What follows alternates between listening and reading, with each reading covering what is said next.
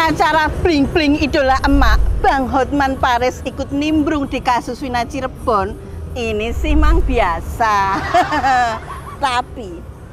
Tapi nih ya, kalau Pak Mahfud MD sampai ikut-ikutan turun tangan di kasus ini, ikut berkomentar, ya pasti ini ada apa-apanya.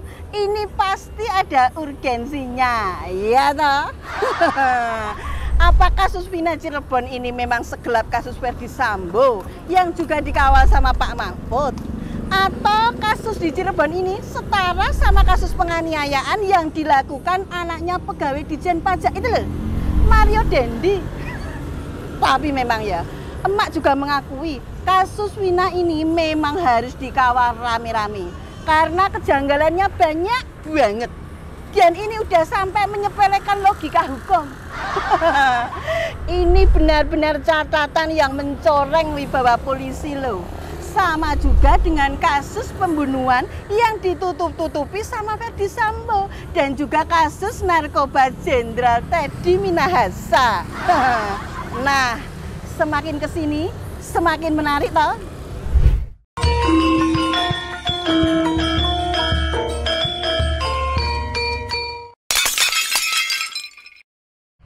Mahfud MD kemarin mengatakan kalau ada keganjalan dalam kasus Wina ini, mulai dari jumlah buron yang diumumkan secara resmi 3 orang, namun mak betuntuk alias tiba-tiba dinyatakan salah sebut menjadi hanya 1. Piye kuwi? Kan aneh banget toh. Jelas-jelas ini aneh ben ajaib. Dan Pak Mahfud menilai hal itu bukan sekedar tindakan tidak profesional, tapi memang ada permainan yang jahat. Sekali lagi, ada permainan jahat, ada udang di balik bakwan. Dari kasus Wina ini bisa jadi bukti loh, bahwa ada hukum di Indonesia yang bisa dimainkan, walaupun tidak semua loh ya, tapi nyatanya ada. Betapa hukum kita itu sering bisa dimain-mainkan. Saya tidak ingin katakan selalu dimain-mainkan, tapi sangat sering dimain-mainkan kalau sudah menyangkut pejabat atau mungkin menyangkut duit. Itu kata Pak Mahfud loh ya. Emak cuma menirukan walaupun fals. Pak Mahfud itu kan seorang profesor, guru besar Fakultas Hukum, mantan Menko Polhukam. Jadi ya beliau ini sangat paham banget soal hukum. Lah kalau Pak Mahfud saja bilang begitu, artinya apa Jal? Nah, kemarin kubu tersangka Peggy melalui pengacaranya minta gelar perkara ulang kasus pembunuhan terhadap Wina dan Rizky alias Eki kepada Bareskrim Polri. Kenapa coba minta gelar perkara ulang? Ya tentu saja karena banyak kejanggalan dalam kasus itu. Sebenarnya ya bagus juga kalau dilakukan gelar perkara ulang, karena konon kabarnya ada bukti sidik jari pada samurai yang digunakan untuk menusuk korban. Apakah ada DNA atau sidik jari Peggy Setiawan pada senjata tajam itu?